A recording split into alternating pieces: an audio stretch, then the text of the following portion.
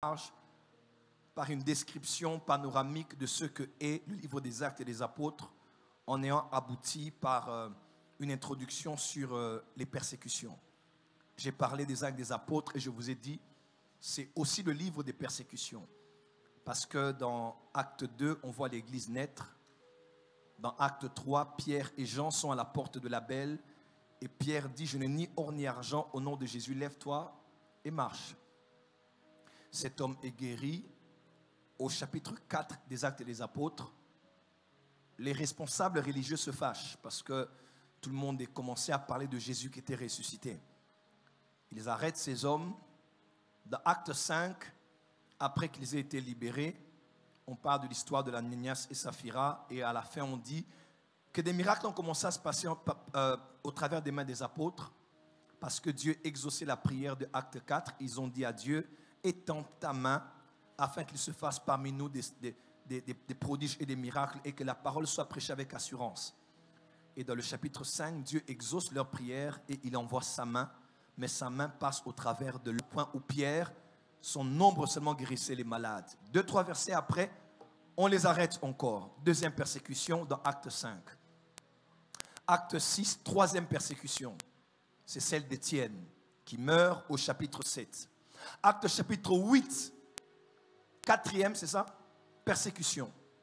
4, 5, 6, 8, voilà. Quatrième persécution. Acte 8, versets 1, 2, 3. Une grande persécution arrive.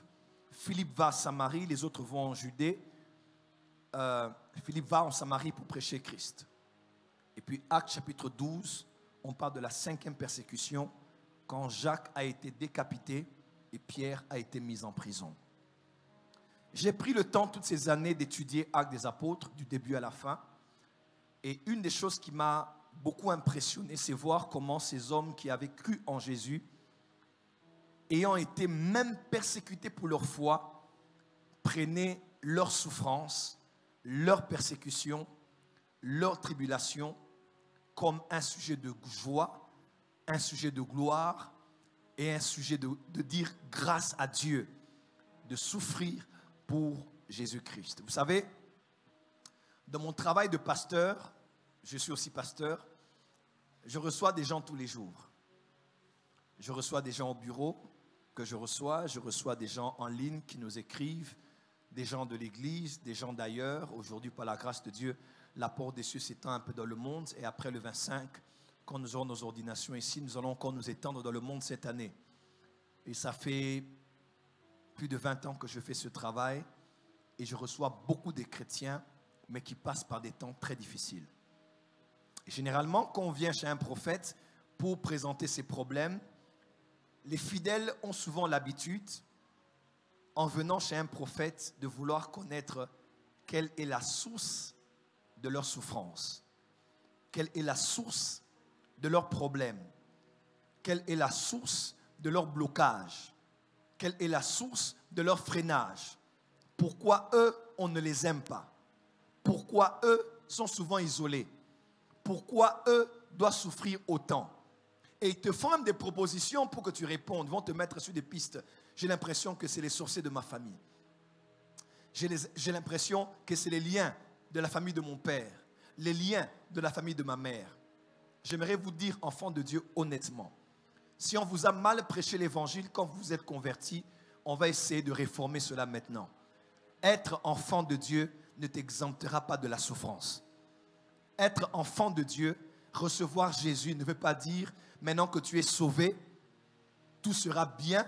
Maintenant que tu es sauvé, tu auras la bénédiction. Maintenant que tu es sauvé, tu auras l'ascension. Maintenant que tu es sauvé, tu auras les récompenses. Maintenant que tu es sauvé, tu auras l'élévation. Maintenant que tu es sauvé, tout ira bien pour toi. Non. Même Jésus répondait à Pierre, quand Pierre l'a posé la question de savoir, ne vous en faites pas, suivez-moi. Quand Pierre l'a posé la question de savoir, nous avons tout laissé et nous t'avons suivi. Qu'allons-nous avoir en t'ayant suivi ainsi? Jésus a dit, croyez-moi, il n'y a personne qui m'a suivi et qui a tout laissé pour le royaume, qui n'a rien reçu à la fin. Vous allez recevoir quoi?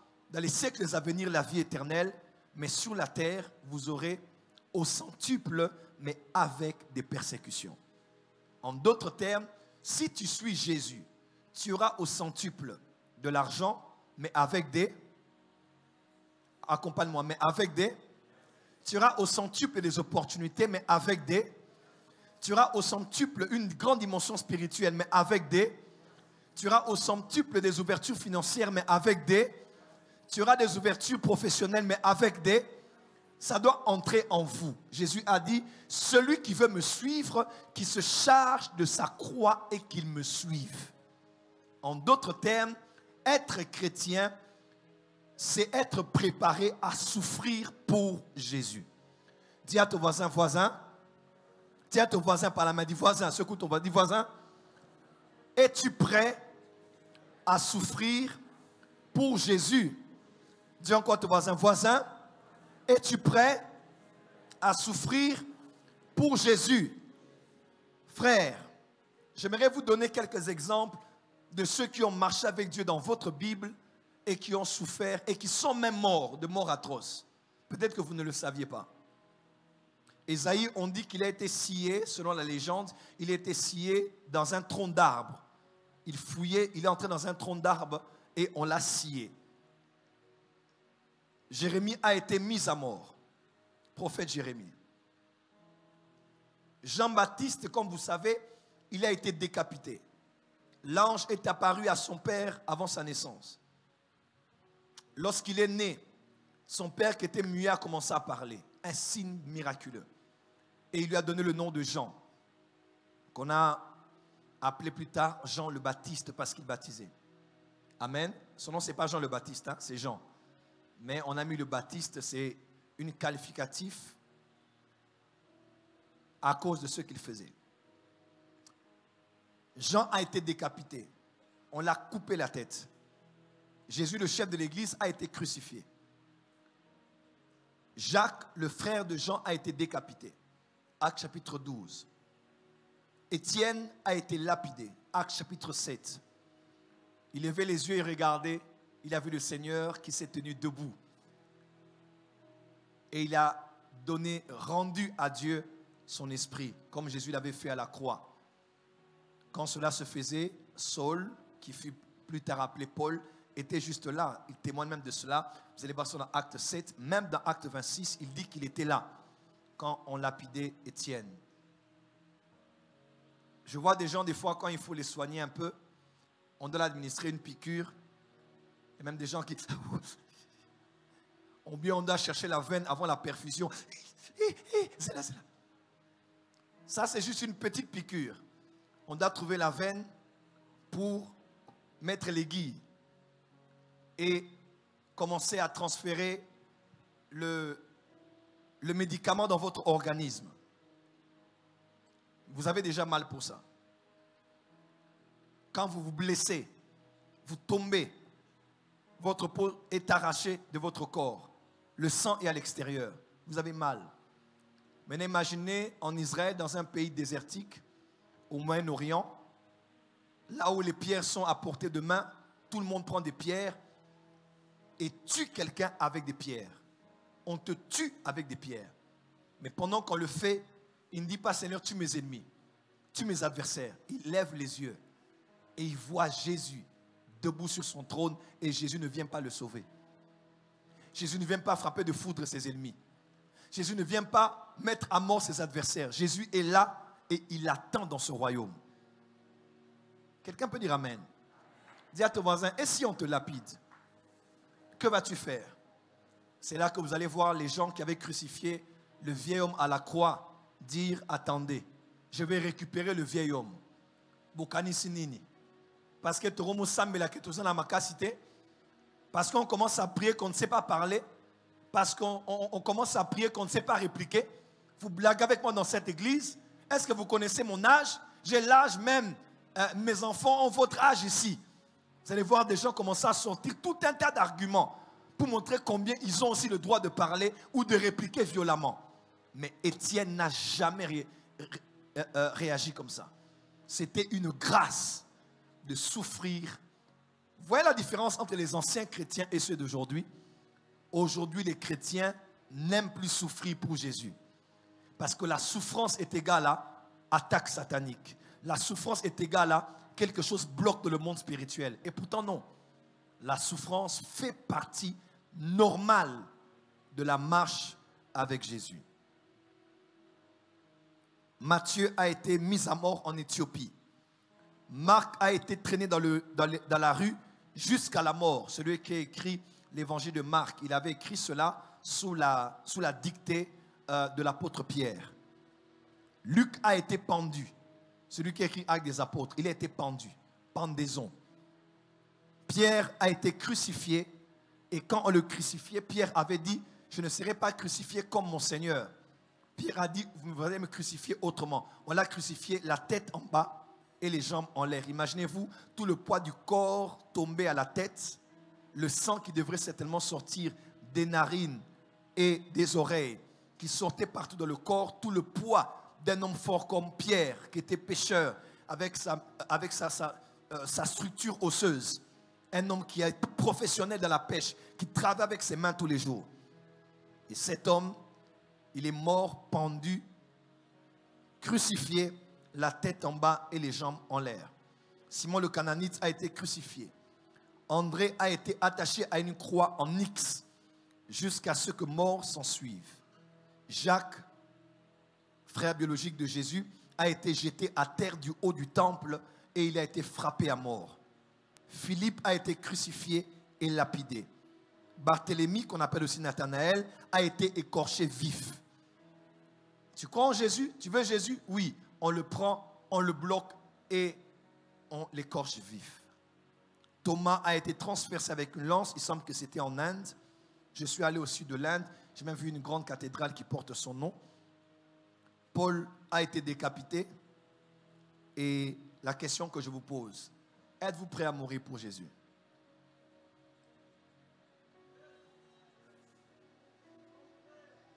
C'est là que ça devient compliqué.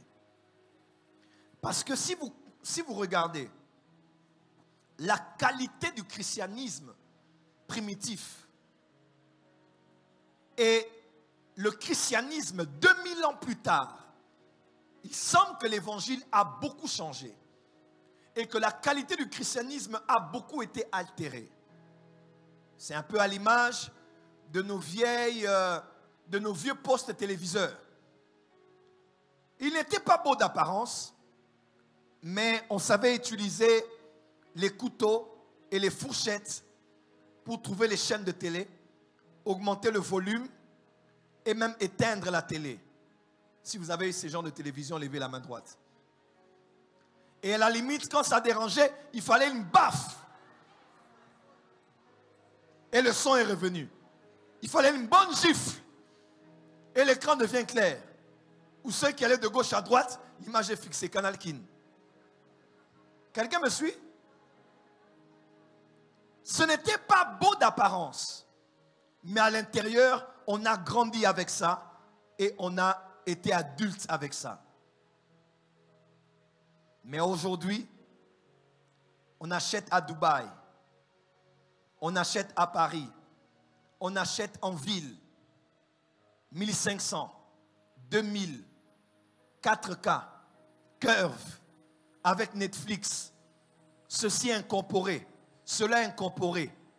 C'est beau d'apparence, c'est cher concernant le prix, mais moindre problème, tu vas le ramener à Dubaï et ça peut te coûter un peu plus de la moitié du prix d'achat.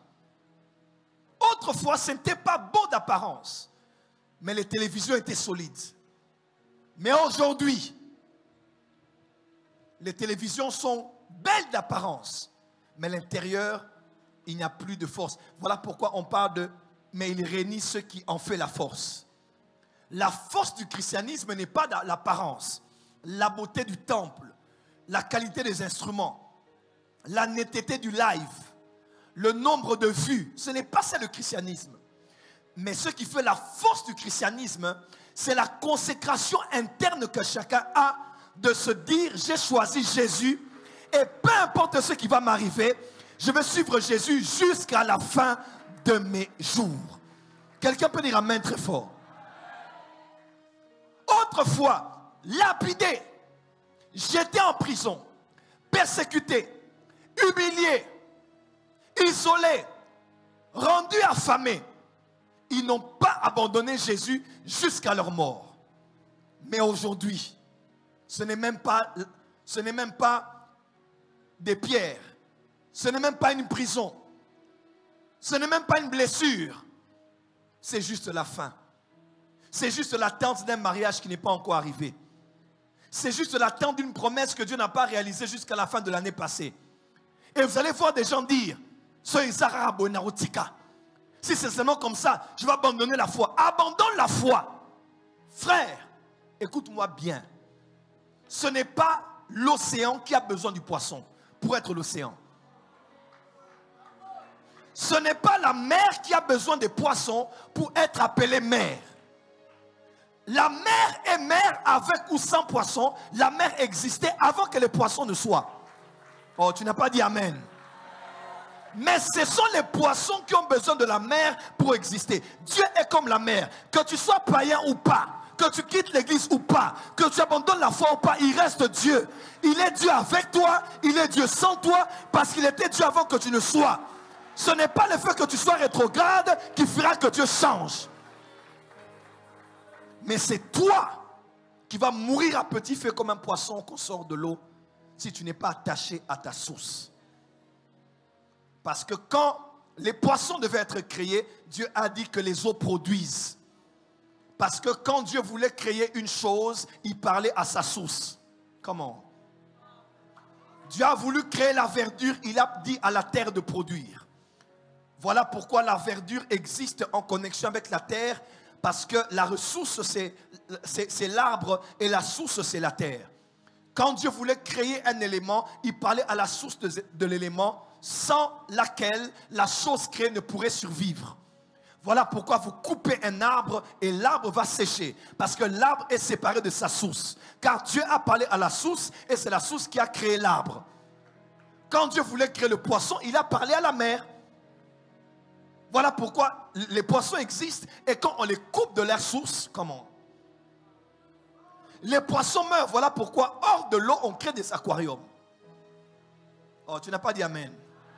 Et quand Dieu voulait créer l'homme, il n'a pas parlé à l'eau, il n'a pas parlé à la terre, il s'est parlé à lui-même.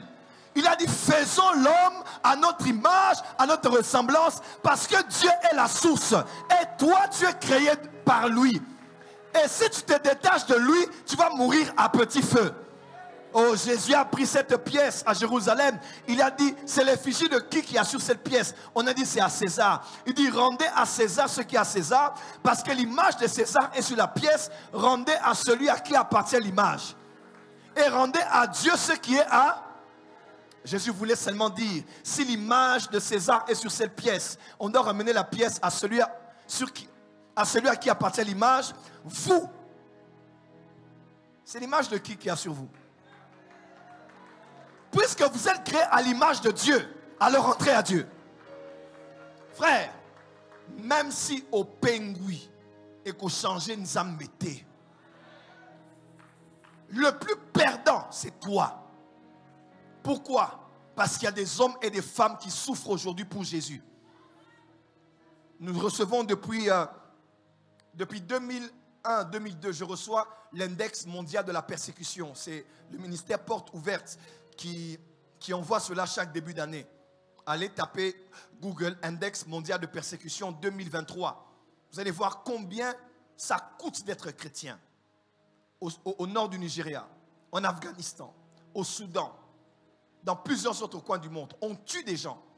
On vient, on vous saisit avec des Bibles, vous avez un culte en secret, on vous arrête.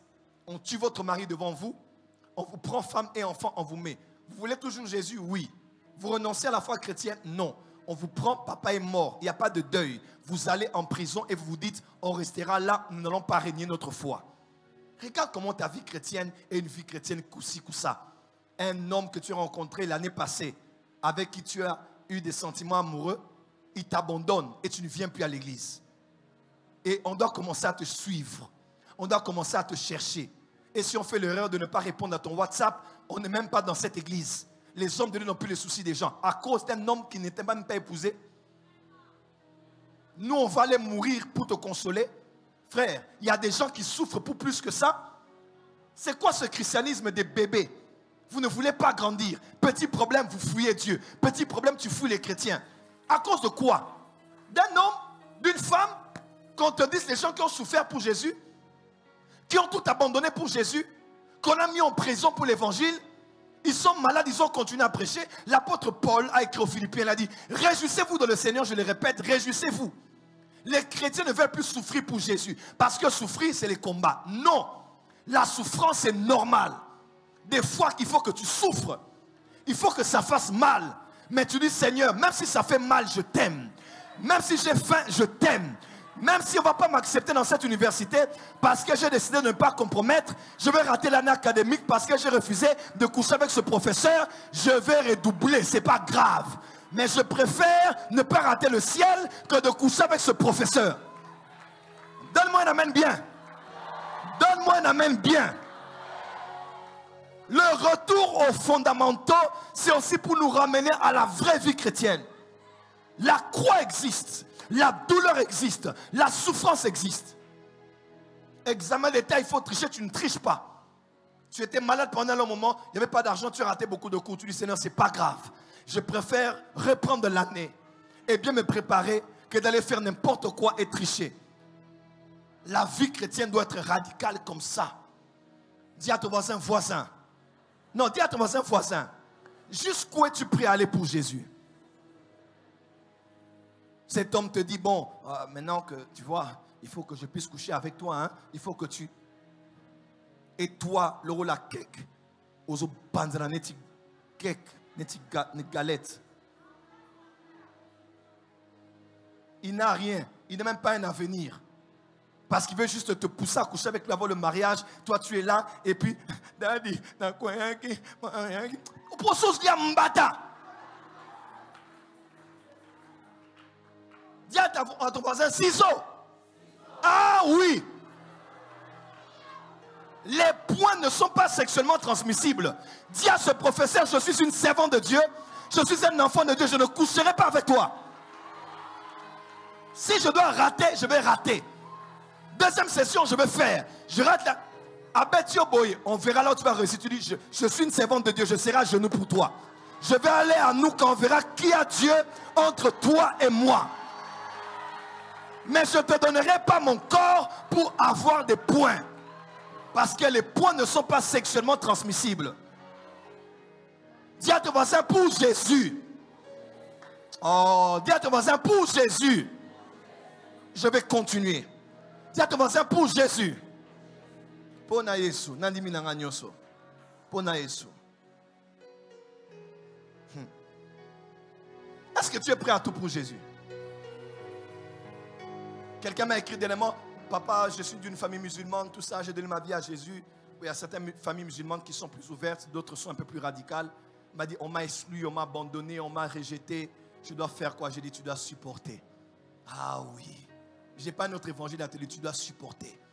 C'est ça la foi chrétienne, c'est ton choix. Tu as choisi délibérément de suivre Jésus. Tu dois suivre avec tout ce qui va avec. Ça va faire mal, mais tu dois accepter d'être chrétienne, d'être chrétien.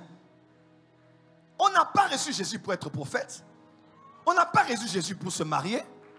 Si en Jésus on doit courir pour les choses qu'on peut avoir facilement dans le monde, alors en quoi ça sert d'être chrétien? La vie chrétienne ne consiste pas à j'ai des promesses, j'attends l'accomplissement. La vie chrétienne ne consiste pas à j'ai demandé à Dieu, je veux recevoir. Sinon le jour où Dieu va tout accomplir et il va tout donner, tu prieras pour quoi? On ne prie pas pour le mariage, on ne prie pas pour la bénédiction, on ne prie pas pour le voyage, on ne prie pas pour le ministère, on prie parce qu'on a accepté de suivre Jésus. Mariage ou pas, voyage ou pas, visa ou pas, santé ou pas, on a accepté de suivre Jésus. Qui nous séparera de l'amour de Jésus? Qui me séparera de Jésus? Qui?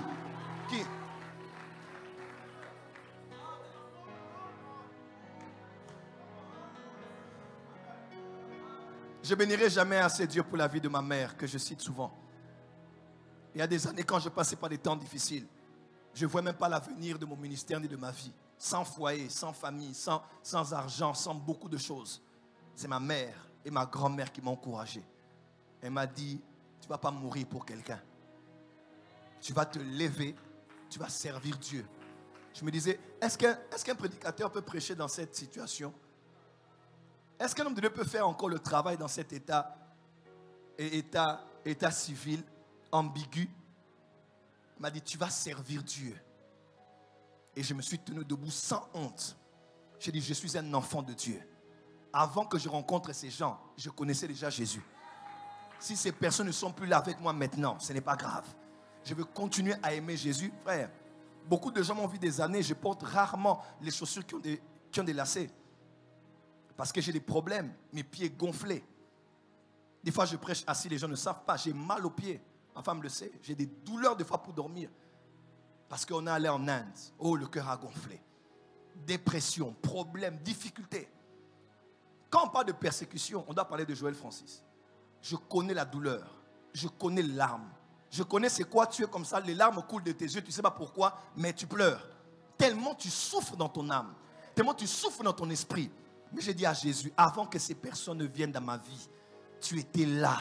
Jésus, je t'aime. Je ne suis pas parfait. Je fais des erreurs. Mais Seigneur, même si je dois ramper, je vais ramper. Mais je ne lâcherai pas la foi en Jésus. Je vais continuer. Et pendant ce moment-là, Satan te dit, laisse le ministère. Tu es un garçon intelligent, va travailler à la banque. Tu peux aussi avoir ton badge, ton laptop, ton salaire à la fin du mois. Tu peux appeler telle relation, laisser un peu l'évangile. Ça ne paye même pas. Qui va t'inviter? Tu as une mauvaise réputation. Qui va t'inviter? Tu es magicien. Qui va te recommander? On parle mal de toi sur Internet. Qui va t'inviter quelque part? Mais j'ai dit à Jésus, je ne te laisserai pas. Voilà pourquoi là où je suis, il n'y a rien, ni personne qui peut me séparer de Jésus. Personne. Je vous dis, personne ne peut. Il n'y a pas quelqu'un sur cette terre qui ait assez d'argent pour me séparer de Jésus. Personne. J'ai rencontré des politiciens qui m'ont proposé l'argent. Dernièrement encore, on m'a proposé, viens travailler telle chose par rapport à telle structure. Les avantages. J'ai regardé, j'ai reculé, j'ai dit non, Joe, tu vas perdre ta neutralité, tu es un prophète. Tu ne peux pas prendre le camp de quelqu'un. Même si je n'ai pas l'argent chez eux, avant qu'ils n'existent, Dieu me nourrissait. Dieu me donnait des habits. Je vais rester prophète au milieu du village sans avoir une conscience corrompue d'appartenir à tel camp. Je vais rater les avantages, mais Dieu paiera mon loyer. Dieu nourrira mon foyer. Dieu me permettra de m'habiller, me donnera une voiture. On dit amen très fort. Moi, j'ai déjà rendu à quelqu'un une voiture comme ça. Tu appelles cette voiture, zone ici et puis voiture. Moi, j'ai accepté de marcher encore en taxi, sans voiture, à cause de la dignité. J'ai dit, pour rien au monde, je vais laisser qui que ce soit ou quoi que ce soit jouer avec mon honneur d'homme de Dieu. Et ce n'est pas n'importe quelle voiture. Des fois, je peux un peu facilement. Je peux un peu facilement. Je peux $50.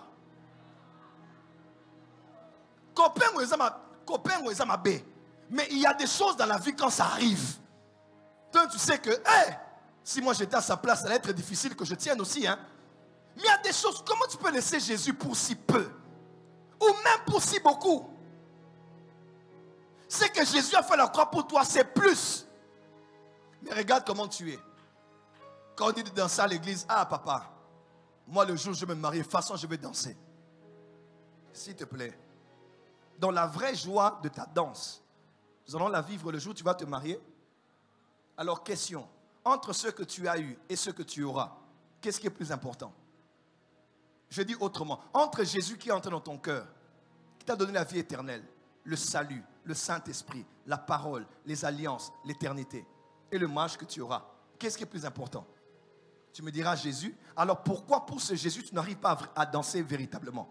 Mais tu dois danser quand le mariage viendra. Tu es un matérialiste. Je vous rappelle quelque chose. Dieu a institué les 7 fêtes de l'Éternel dans la vie des Juifs alors qu'ils n'étaient pas encore dans la terre promise. Normalement, on doit faire 7 fois l'année des fêtes. Ou dans une terre qu'on a eue, n'est-ce pas? On a mangé, on a boire. Oh, on est arrivé, enfin on peut commencer à danser. Dieu a dit non. Vous allez fêter, danser, vous réjouir autour du tabernacle 7 fois l'an dans le désert. Pourquoi Dieu l'a fait? La vraie joie n'est pas la joie qu'on a lors de l'accomplissement dans la terre promise. La vraie joie est la joie quand tu n'as pas tout ce qu'il te faut. Mais tu sais aller à l'église. Tu sais danser, mais tu n'as pas mangé. Tu sais louer, mais à la maison, ça ne va pas. Tu sais adorer. Tu sais donner à l'église. Parce que tu aimes Dieu plus que toute autre chose. Voilà pourquoi tu dois revoir ta foi. Est-ce que tu aimes Dieu? Ou bien tu aimes ce que Dieu peut te donner?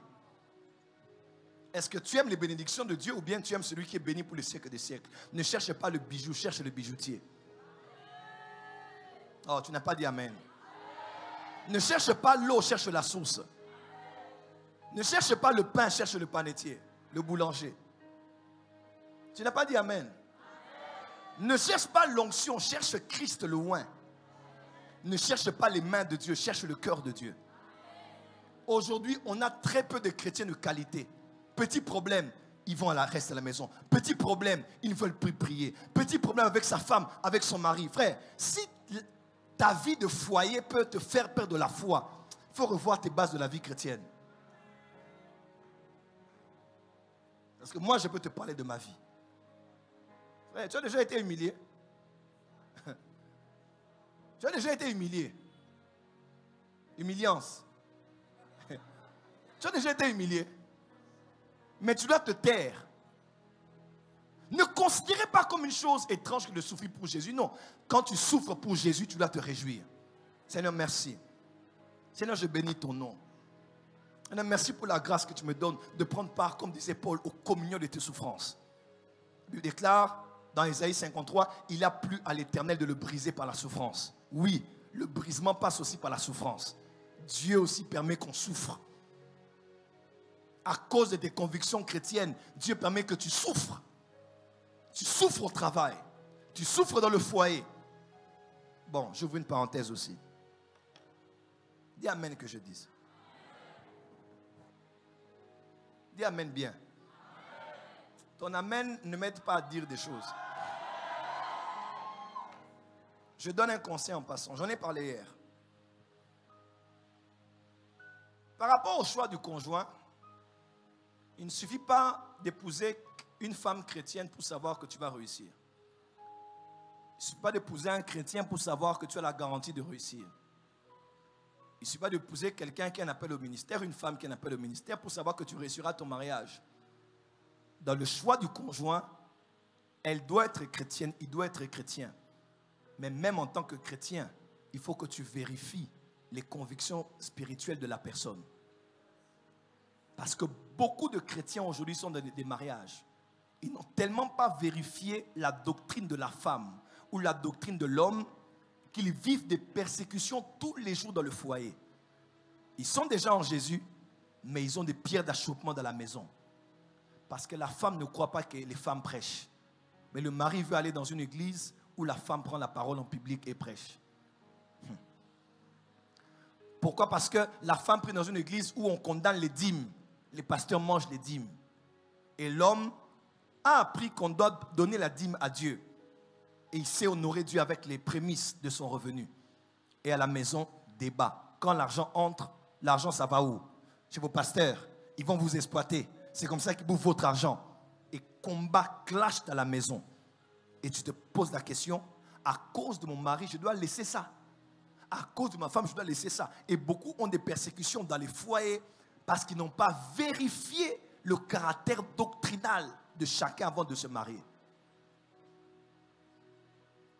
Une de mes filles est ici, elle a dit, papa, j'aime beaucoup cet homme, mais je ne l'épouserai pas. J'ai dit, pourquoi? Elle dit, parce qu'il ne croit pas au prophète. Elle dit que ça ne marchera pas. Parce que je suis fils spirituel d'un prophète. Je crois que les 5 ministères continuent à exister tant que l'Église continue à être formée. Il est écrit, apôtre, prophète, pasteur, docteur, évangéliste, jusqu'à ce que nous parvenions à la statue parfaite de Christ. Donc, comme on n'est pas encore arrivé, les pasteurs travailleront, les prophètes travailleront. Mais je suis avec un homme qui sera demain le chef de ma vie, la tête de mon foyer, le Seigneur de ma maison, mais il ne croit pas que les prophètes existent. Je dis non.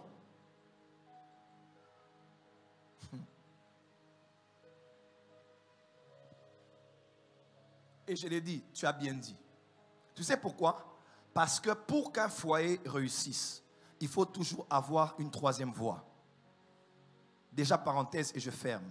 Si vous ne maîtrisez pas la troisième voie qui parle dans votre foyer, qui parle plus à ta femme ou à ton mari, tu es en danger. Tu dois savoir, à part toi, qui a une voix qui porte chez ton mari, qui a une voix qui porte chez ta femme. Ah oui. Mais il faut aussi savoir que dans tous les foyers, on ne s'en sort pas toujours à deux. On a toujours besoin d'une personne supérieure qui peut avoir un mot à dire sur toi. Il appelle, hé, mon fils, c'est quoi que j'apprends? Tu veux dormir dans une autre chambre? Allez, lève-toi, va dormir avec ta femme là-bas. Pas de séparation de lit. Malgré vos problèmes, vous allez dormir ensemble. Et parce que le mari est soumis à une autorité spirituelle, même s'il est fâché avec toi, femme, il respecte le père, il ira dormir avec la femme. Voilà pourquoi il faut avoir les mêmes convictions spirituelles avant de vous marier. Ah oui. Ah oui. Est-ce que la femme que tu veux épouser écoute la même voix d'autorité que toi? Vice versa. Voilà d'autres gens qui sont déjà mariés qui disent, oh si je savais Seigneur. Papa Matea boya ki nango kalate pona nini nzambe nanga nalanda ki bolingo papa nanga itala mikona zo kupusa na pemeni na nzambe menenga zo kanga ngai na ebite na ya église na te na sambela boya na prier en langue na prier te po animela ka ba langue te kaka ba shika kaka azo tonga ngo mikolo nyonso nzambe na ngai nzambe. Paul répond, il dit, qui sais-tu femme si c'est toi qui sauveras ton mari? Donc même si tu es déjà dans ce genre de cas, l'apôtre Paul te témoigne que c'est possible. Tu es la porte d'entrée de Dieu dans la maison. Crois au Seigneur Jésus. On n'a pas dit croyez, toi crois et tu seras sauvé, toi et toute ta famille. Même si ton mari et ta femme ne croient pas, c'est encore possible aujourd'hui par la grâce de Dieu, avec la prière, avec la sagesse, ton homme peut se convertir, ta femme peut se convertir, et même s'il ne croit pas aux choses auxquelles tu crois, le Saint-Esprit qui est en toi peut convaincre dans son cœur que la voie que tu as choisie est la bonne. Acclame très fort, je vais continuer. Donc, si vous ne voulez pas avoir des persécutions dans le foyer, toi tu manges le cochon, ta femme te dit un jour, oh Dieu m'a dit de ne pas manger le cochon. Jusqu'à ce que tu apprennes qu'elle écoute un prédicateur sur internet qui a dit qu'il y a des esprits dans les cochons. Et problème dans la maison, toi tu veux manger, mais pas manger. Elle se réveille un jour et te dit, Dieu m'a dit de ne pas porter les pantalons. Tout ça parce qu'elle a entendu une prédication de quelqu'un qui a dit qu'une femme ne porte pas les pantalons.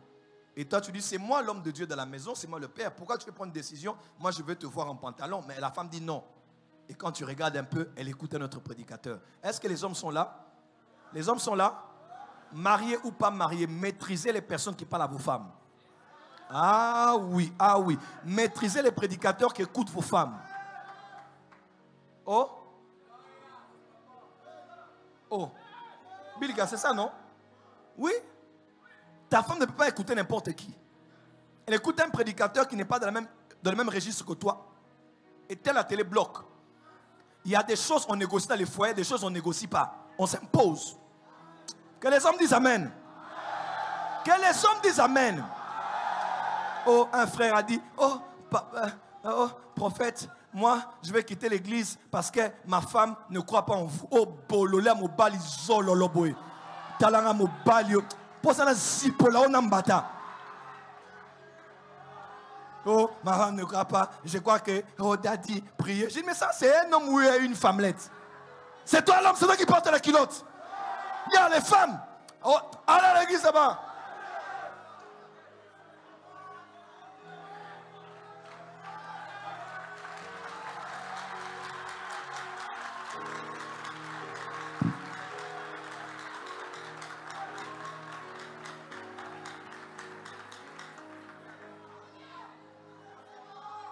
Bomba. Toloba. C'est ça, boy. On va la zone le boy.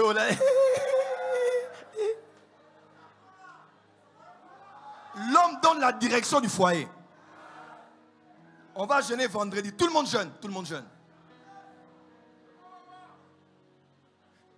Parenthèse et je ferme. C'est la 40e d'ailleurs. Je rappelle aussi aux hommes. Peut-être que vous ne le savez pas. Les femmes aiment les hommes autoritaires. Ah oui.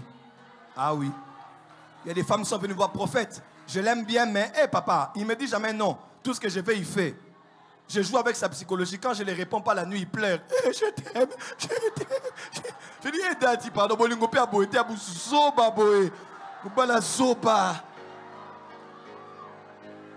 À répondre était.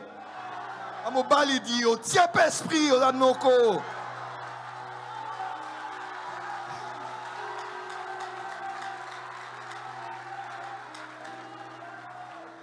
Il a sauvé l'estomac. Tu commences à mal à l'estomac. Elle m'a laissé un vue. Non, dit. Et il est pesé en haut, dit. Esprit konzo, pesé. Dieu n'a pas créé l'homme pour la femme. Il a créé la femme pour l'homme. Ah oui. Ce n'est pas l'homme. La Bible déclare, ce n'est pas l'homme qui a été créé pour la femme, c'est la femme qui a été créée pour l'homme. Donc toi, tu vis comme si je vais mourir pour toi. Mourir pour moi.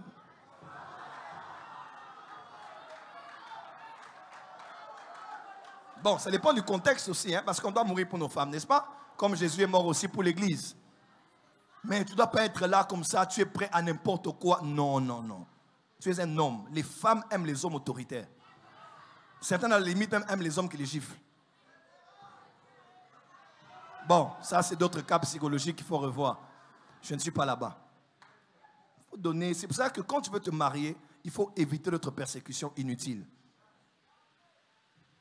Leur pasteur ne croit pas en votre pasteur. Même si tu aimes, réfléchis un peu.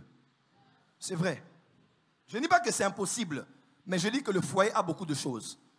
À un moment, quand il faudra laisser les gens dire un mot, vous allez être dans des situations très bizarres. La plupart des problèmes qu'on a dans les foyers, c'est des problèmes de fondation. Dis amen que j'avance. Une des choses qui m'a permis d'épouser ma femme, vous savez c'est quoi? C'est les convictions spirituelles. Son père spirituel croit au combat spirituel. Son père spirituel croit aux esprits territoriaux. Sa maman spirituelle, qui est sa maman, croit au prophétique. Maintenant, toi, tu es prophète, tu vas épouser dans une famille où on ne croit pas au prophète. Tu dois maintenant commencer à travailler pour les convaincre encore, papa. À un certain âge, 40 ans, tu es et si tu au bimi. Mais c'est la vérité. Oh. Il y a des âges, donc 25 ans, 23 ans, 30 ans, il y a des choses que tu peux encore tolérer. Il y a des âges, hein, quand tu mets les pieds, ça ne marche pas, tu enlèves. Il ne faut pas aller souffrir 5 ans pour convaincre des gens de t'accepter. Non. Il faut minimiser les combats. Elle est bien, elle est bien. Il y a moins de combats, il y a beaucoup de combats. Je laisse là où il y a beaucoup de combats. Je prends là où il y a moins de combats. Et j'ai beaucoup de combats de ma famille. Je vais aller mourir pour les combats de votre famille.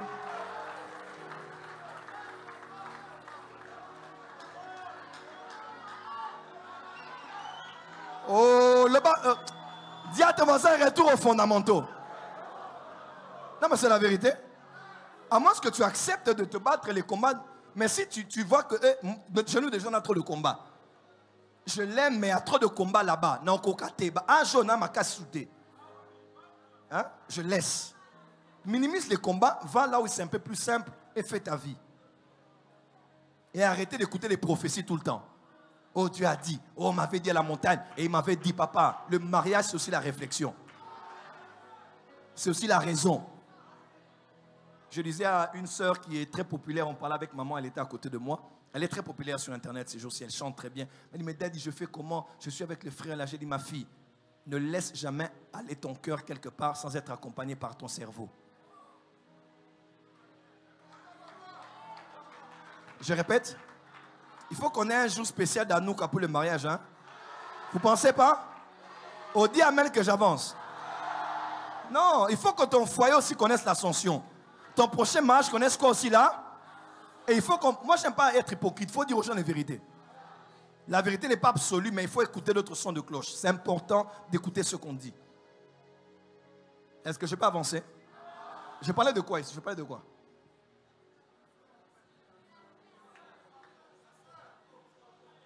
Quand ton cœur aime, ne laisse jamais ton cœur aller quelque part sans être accompagné par ton cerveau. Et ne va pas là-bas juste par amour. Parce que l'amour rend aveugle, mais le mariage rend la vue.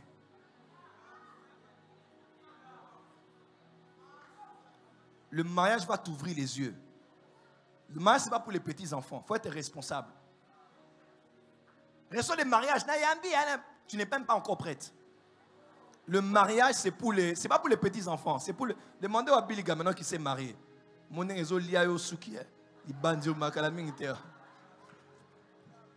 C'est juste pour rire.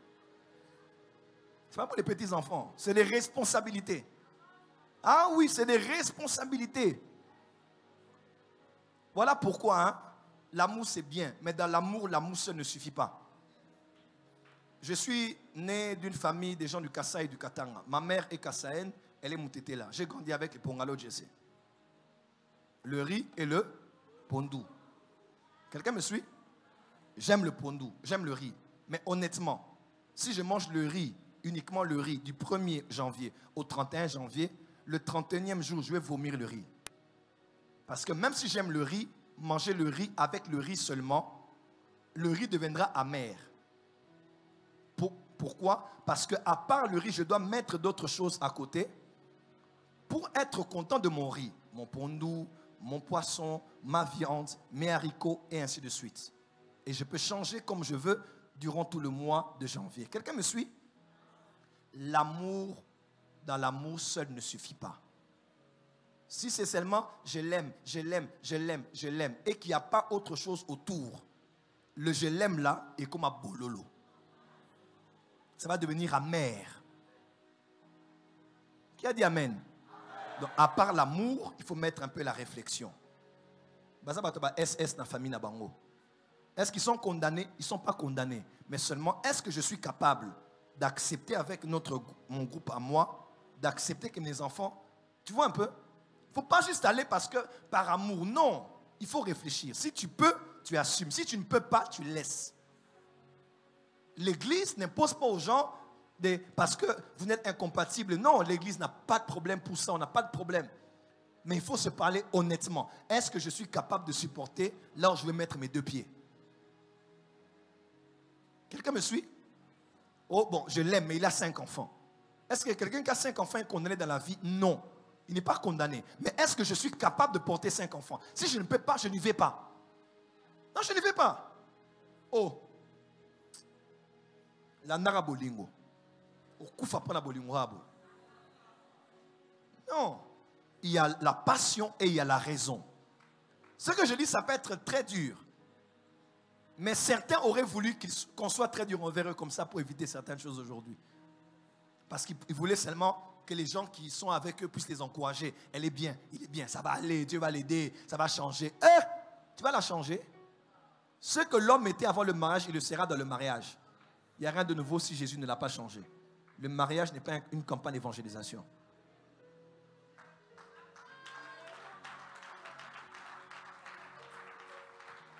Je ferme la parenthèse. Je voulais dire, on peut éviter les persécutions dans le foyer quand on prend des bonnes décisions au préalable.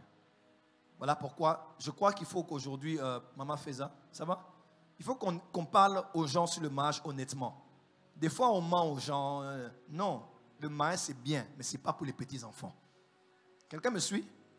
Et beaucoup de chrétiens ont des appels. Pourquoi je dis ça? Il y a des femmes qui ont des appels. Vraiment, tu regardes, elle a l'appel. Mais son mari n'aime pas l'église. Son mari n'aime pas Jésus. Son mari n'aime pas le ministère. En tant que pasteur, je lui dirais, je ne suis pas ton mari. Je suis ton pasteur. Mais si papa dit, tu ne vas pas à l'église, tu restes à la maison. Tu ne dois pas être soumise à ton pasteur. Tu dois être soumise à ton mari. Je n'ai pas de mots. Parce que c'est le choix que tu as fait. Est-ce que quelqu'un m'entend? Non. Est-ce que quelqu'un m'entend? Dis à ton voisin, à part l'amour, il faut réfléchir. Dis à ton voisin, à part l'amour, il faut réfléchir. Parce que ta relation avec Dieu passe avant tout. Ta destinée en Christ passe avant tout. Quand tu vois que ton cœur veut t'emmener quelque part où tu ne pourras pas t'épanouir en tant que chrétien ou chrétienne, n'y va pas.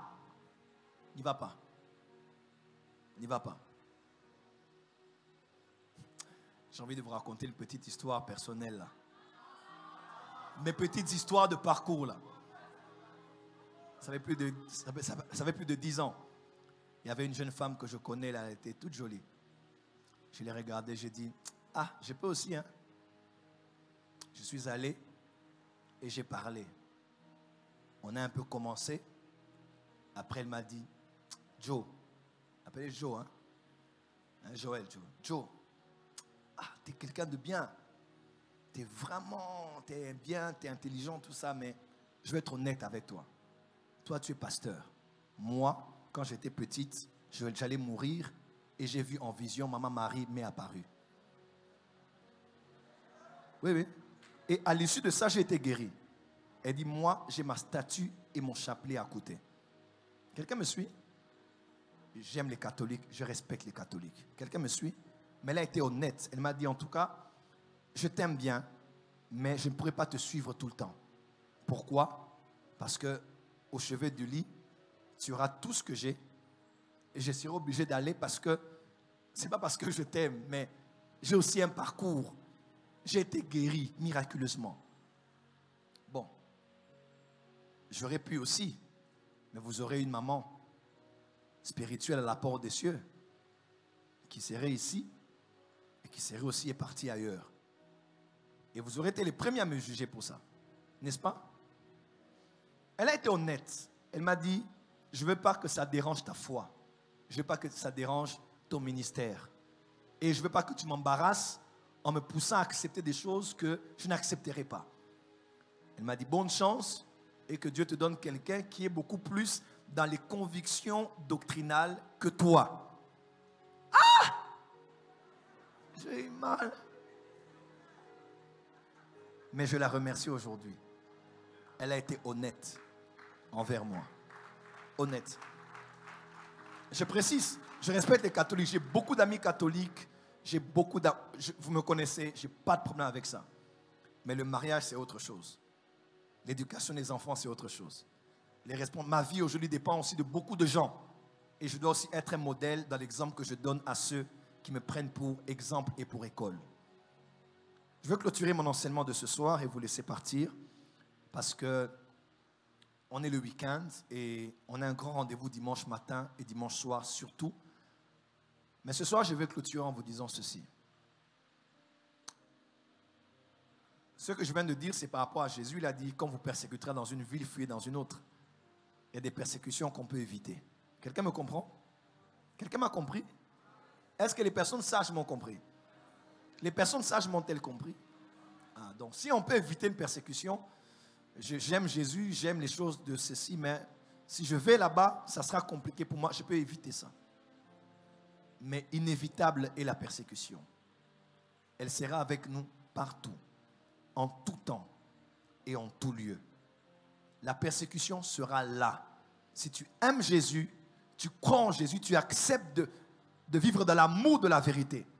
Tu acceptes de vivre dans la crainte de Dieu, dans la sanctification. Ça va arriver. On va se moquer de toi à cause de ta foi. Tu dois accepter les moqueries. On va te dédaigner parce que, des personnes si éduquées que toi ne peuvent pas, les trucs des pasteurs, des églises. On peut même te traiter comme une personne de basse classe. N'oublie pas, tu es first class en Jésus-Christ. Et que peu importe la beauté du costume d'un homme, quand il est prisonnier, il est toujours en prison.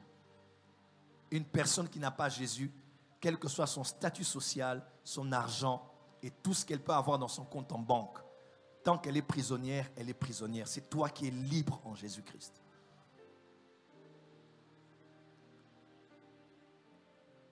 Je termine en disant,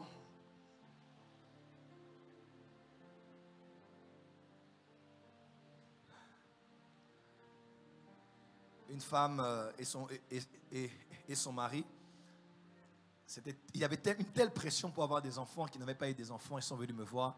Je crois que c'était en 1980, 2007 ou 2017, je ne sais plus, mais il y avait un 7. 2007 peut-être.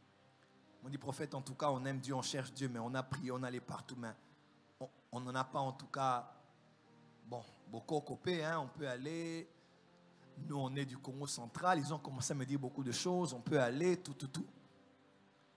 J'aimerais juste te rappeler à quelqu'un quelque chose. Dans la Bible, il y a des gens qui sont passés par ce par quoi tu passes. Et le jour où tu décideras de vouloir abandonner ou d'abandonner, crois-moi, je crois qu'au jugement dernier, on fera appel à quelqu'un qui était dans la même situation que toi, mais qui n'a jamais failli à cause de Jésus. Je n'ai pas d'enfant, je n'ai pas d'enfant, je n'ai pas d'enfant. Aller à l'église, je suis fatigué, même mon mari est fatigué. Zacharie n'avait pas d'enfant. Sa femme Élisabeth n'en avait pas. Mais l'homme continuait à aller brûler le parfum sur l'autel des parfums. Et un jour, Dieu l'a dit, ta prière a été exaucée. On n'a jamais montré là où Zacharie avait prié. On a montré là où Zacharie avait servi. Parce que le service est aussi une prière. Oh, tu n'as pas dit amen. Parce que le service est aussi une prière. Oh, voilà, moi mon enfant est mort, 2 fausses couches, mon enfant est mort encore. Papa, il y a des gens qui ont vécu ça, je t'appellerai Job. Il y a des gens qui sont passés par ce par quoi tu passes, mais qui ont tenu bon jusqu'à ce jour. Tu n'as pas le droit d'abandonner. Dans Hébreux 12, Hébreux 11, on parle de la galerie des hommes de la foi. On parle de qui? On parle d'Abel. On parle d'Abraham. On parle de Noé. On parle de Jacob.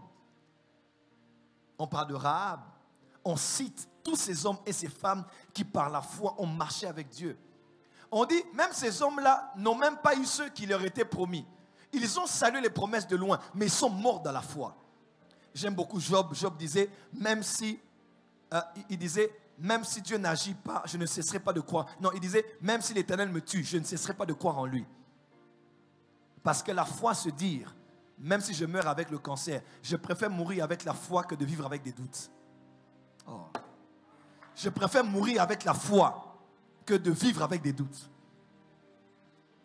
Et dans le chapitre 12, on dit, nous donc environnés d'une aussi grande nuée de témoins. Nuée de témoins, c'est qui? C'est tous ces hommes qu'on a cités dans le chapitre 11. Et on dit, courons dans la carrière qui nous est ouverte. C'est exactement ce qui se passait à l'époque lors des courses d'athlétisme. Quand on devait s'engager pour courir, il y avait sous les pourtours les hommes qui avaient couru avant nous et qui avaient remporté la course. Et quand on voulait courir, on les regardait. On se disait parce que ils ont couru, ils ont vaincu. Je vais courir et je vais vaincre aussi. Et je vais remporter aussi. Et l'apôtre Paul, celui qui est hébreu, finit par dire, mais courons en nous débarrassant de tout péché, de tout fardeau qui nous enveloppe si facilement, mais courons dans cette carrière qui nous est ouverte, les yeux fixés sur Christ, qui est l'auteur et le consommateur de notre foi. En d'autres termes, même si Paul ne t'inspire pas, même si Zacharie ne t'inspire pas, même si Anne ne t'inspire pas, même si Joël Francis dans son témoignage ne t'inspire pas, et les yeux fixés sur Jésus. Parce que Jésus a lui aussi souffert et il a connu la gloire. Tu peux accepter de souffrir parce que la gloire va arriver. Je termine cette ascension ce soir pour vous dire, la vie chrétienne n'est pas facile et elle ne sera pas facile. Quand tu sers Dieu encore, ça va peut-être s'amplifier. L'homme qui te parle a pas tout subi, mais une bonne partie de ce que quelqu'un subit dans la souffrance du ministère, j'ai connu cela. Mais je suis debout par la grâce et la miséricorde de Dieu, mais je suis aussi debout parce que j'avais décidé d'aimer le Jésus qui m'avait sauvé quand j'étais encore païen, il m'était apparu. Je l'avais donné ma vie au lycée Tobongissa, à Minzaozone, là où même je crois a étudié notre première dame, je pense, elle a étudié là-bas si je ne me trompe pas. Dans une petite cellule, j'ai reçu Jésus là.